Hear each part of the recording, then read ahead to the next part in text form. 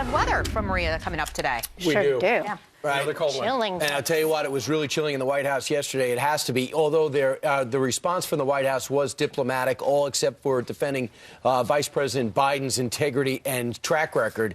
When Secretary of Defense Gates wrote this book, cut this book deal, many people thought, well, he's a calm guy who's very even-tempered. How explosive can this book be? Well, he may have looked calm on the outside, but judging by his biography and his account from his 2 years with Bush and 2 years with Obama, he was seething on the inside, especially during the Obama years. He expressed that he didn't feel as though the president trusted him or had confidence in him, and he also felt as though the president was taking credit and determined to do so. He said, quote, "The controlling nature of the Obama White House and its determination to take credit for every good thing that happened while giving none to the career folks in the trenches who had actually done the work offended Secretary Clinton as much as it did me." And in fact, at one meeting in the Oval Office back in 2011, Gates was so incensed at the White House micromanagers. And Mr. Gates writes that from day one, it was all about getting reelected. So everything, whether it was domestic or international or national security issues, it all went through the White House, which was new. In fact, it all went through people like Valerie Jarrett. She was involved. Axelrod was involved, and also the press secretary, Robert Gibbs. Extraordinarily, they all had a say in national affairs. Meanwhile, here is one thing that he said about the president taking credit, the controlling nature of the president in the White House. You already read that, didn't you? Yeah. Yes. But no, you had to read it. Honestly, though, you have to read it again. Too. Because Steve, it's shocking that this is actually it's written. Crazy. The controlling nature of the White House. You know, essentially, Bob Woodward writes a review of the book in the Wall Street Journal. Robert Gates in the Washington Post. Robert Gates writes his own review of his own book to give a brief synopsis in the Wall Street Journal. And I would say that in the President of the United States, he seems to characterize somebody he's relatively ambivalent about, whose leadership is lacking many areas, but has absolutely no trust in our nation's military officers. In the men and women that fight, perhaps. In the strategy that he actually endorses publicly, no way. Now, here's something I thought is really going to haunt Secretary of State Hillary Clinton. When she was Senator Hillary Clinton, she was cresting David Petraeus. And as you may recall, Senator Hillary Clinton was not for the surge publicly. She says it would not work. Here is her questioning and condescending comments to David Petraeus as he talked about the positive changes in Iraq in 2007 as the surge is beginning to take root. Listen. I think that the reports that you provide to us really require the willing suspension of disbelief. Really? Meanwhile, on the surface, it seemed that the senator thought the surge in the war in Iraq was a huge mistake. Well, it turns out it was all politics. Right. He was giving the report, as you said, and she was demanding some answer on behalf, of the American people, specifically asking Petraeus at the time in 2007, would you continue to hold troops there in this location if nothing seems to change? And he then shot back at her saying, look, you're asking a hypothetical question here.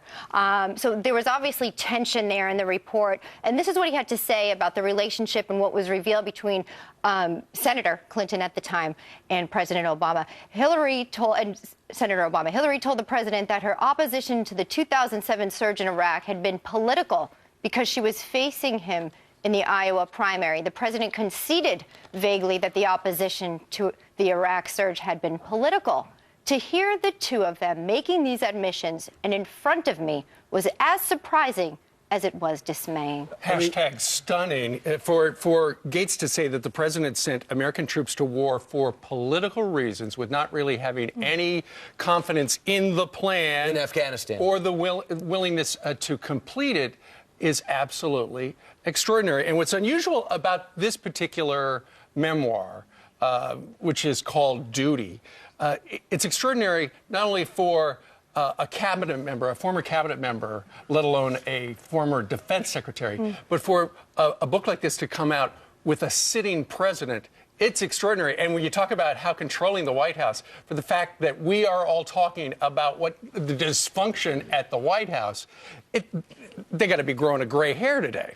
The national security team was calling military officers on policy and procedure. At what time the Secretary of Defense, who, by the way, served in every administration outside the Clinton administration in various capacities, from the CIA to Secretary of Defense, from both Bushes to Reagan to Nixon, came out and says, listen, the next time somebody calls you like Tom Donilon, you just tell them to call my office. And the vice president as well pulled him aside and started telling him what to do. He said, listen, you're not even in my chain of command. Right. It seems like chaos with an inexperienced staff trying to manage two wars to benefit somebody politically, and a president who talked himself into a corner to get elected about the good war in Afghanistan, who did not believe in his fiber and his being, in the strategy that he endorsed, in the troops that he sent to war, and the war that he actually thought that he could win. And David Petraeus actually said, I'm not comfortable with you guys having a pullout date of our troops. That's not the way you do this surge in Afghanistan.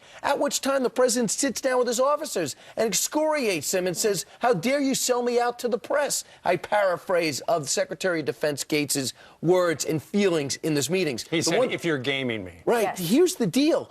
I cannot believe Secretary Gates, who was begged to stay on for this administration, did not speak up more to the president. And behind closed doors in his book. Why did he wait till now? Well, he's worked for every president since Nixon, right, with the exception of Clinton. Right. I mean, another point, though, is that we've seen a number of high-ranking officials in the military let go, moved around, demoted. Okay, so there's been long suspicion there that there's a great divide between the commander-in-chief and those that he is indeed commanding. Not good timing at all for this book to come out with the approval ratings of the president matching the temperatures across the nation. So it explains why he's sort of going on this class warfare tour across the nation as well, right? Explaining that, look, extending unemployment benefits will actually help the country. It'll help the economy. This is what he was saying yesterday. Independent economists have shown that extending emergency unemployment insurance actually helps the economy, actually creates new jobs.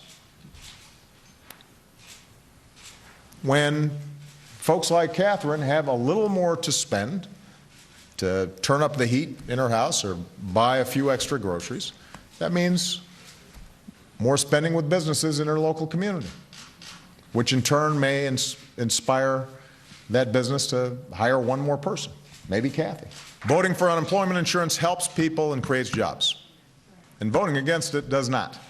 Okay, really? And that's a preview of exactly what the White House is going to be talking about throughout the coming year, right up to the next election. Now, they're all concerned about the next election for so many members of Congress and the Senate as well, where they're talking about income inequality. Right now, they want to get this minimum, or they're also on the back burner as a minimum wage, and they want to get the unemployment passed. It did pass an important hurdle yesterday in the Senate. However, and there's the unemployment rate right now at 7%. Rudy Giuliani says you don't really create jobs with unemployment insurance, though. I'm getting really annoyed at this concept of progressive. There's absolutely nothing progressive in this class warfare stuff. It's retrogressive. Every single policy that they're talking about is a policy that has failed several times historically, going back 130, 140 years. We're talking about basically Marxist ideas. We saw them used in Eastern Europe. We saw them used in Asia.